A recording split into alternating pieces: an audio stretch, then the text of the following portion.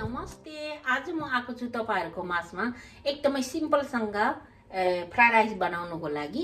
मैले चाहिँ किनभने आज चाहिँ मैले यो फ्राइड राइस बनाउनको लागि चाहिँ ससेज लिएको छु। ससेजलाई सानो सानो टुक्रामा काटिसके र अनि क्यारोट लिएको छु। क्यारोटलाई पनि सानो सानो टुक्रा गरेर काटिसकेको छु।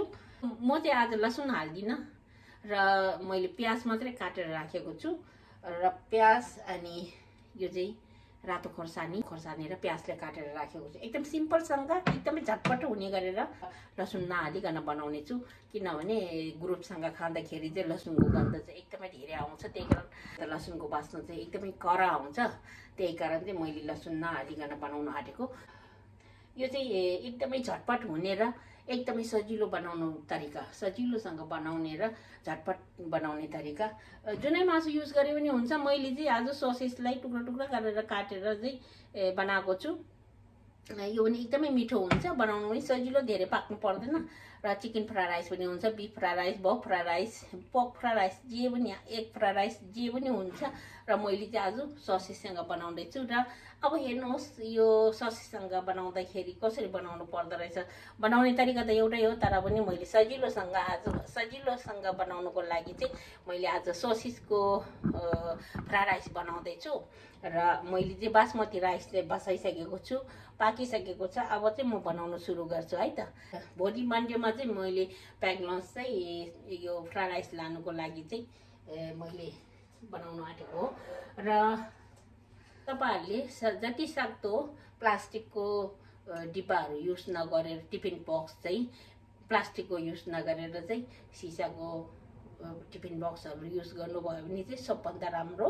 त्यो आफ्नो स्वास्थ्यको लागि चाहिँ ख्याल गर्नै पर्ने हुन्छ। र यो सिसाको टिफिनमा चाहिँ म प्याक लन्च प्याक गर्नेछु। अब बनाउन सुरु गरौँ हाम्रो फ्राइड राइस। मैले ग्यास अन गरिसकेको छु र तावालाई पनि राखिदिउँ। अब मैले तावालाई बसाइसकेको छु। म तेल लिनेछु, यो चाहिँ तोरीको तेल। म चाहिँ जहिले पनि खानामा तोरीको तेल नै युज गर्छु, तपाईहरुलाई थाहा भएकै कुरा हो। मैले तेल लिएँ।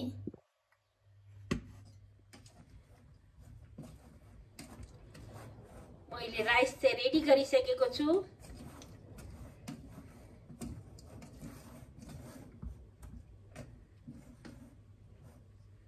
राइस पनि एकदमै राम्रो फुरेर भएको छ।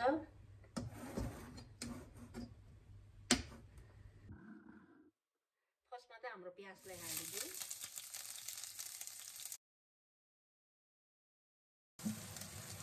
प्याज सँगसँगै हाम्रो ससेजलाई पनि फ्राई गरिदिने।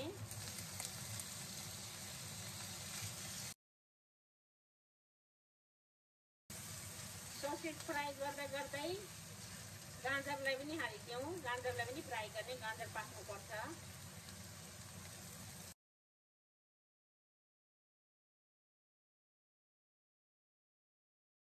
अब त्यो सँगसँगै यो खोर्सानीलाई पनि हालिदिने।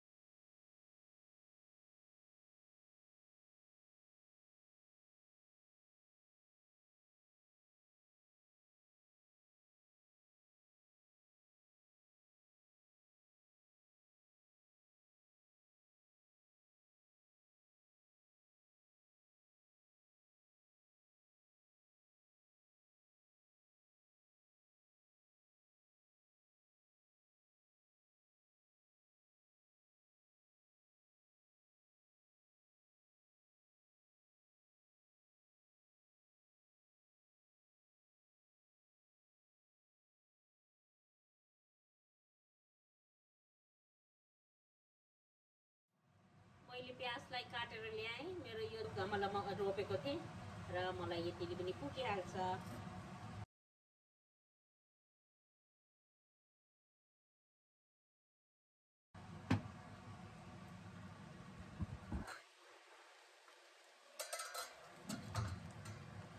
अब हाम्रो फ्राइड राइसलाई एकचोटि हेरिदिने फेरि।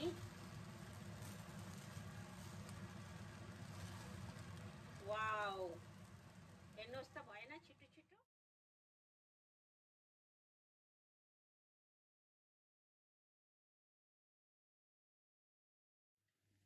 ल अब चाहिँ हाम्रो फ्राइड राइस चाहिँ रेडी भयो।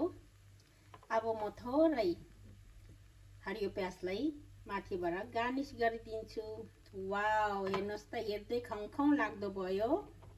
तपाईहरुले पनि झटपट यसरी बनाउनु होला। बच्चाहरूलाई टिफिन र आफू काममा जाँदाखेरि प्याक लन्च लानुको लागि चाहिँ फ्राइड राइस यसरी बनाउनु होला अनि इन्जोय। ल अब चाहिँ खाना प्याक गरौँ है त।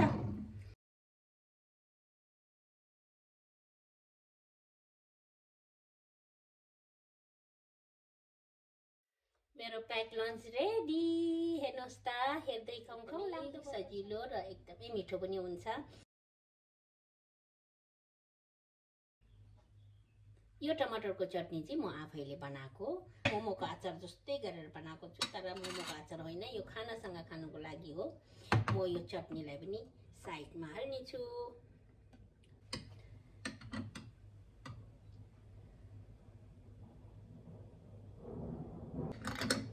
टमाटरको चटनी पनि हालिसकेँ र खाना पनि मैले प्याक गरेँ। अब भोलि बिहान उठेर लगेर जाने हो यो चाहिँ। यदि मेरो भिडियोलाई मन पर्यो भने चाहिँ लाइक शेयर कमेन्ट सब्स्क्राइब गर्नु चाहिँ नभुल्नु होला र धेरै धेरै धन्यवाद मेरो भिडियो पुरा हेरिदिनु भएकोमा। अझै पनि माया गरिदिनु होला। आजको लागि बिदा लिन चाहन्छु। अर्को हप्ता फेरि भेटौँला। Bye bye.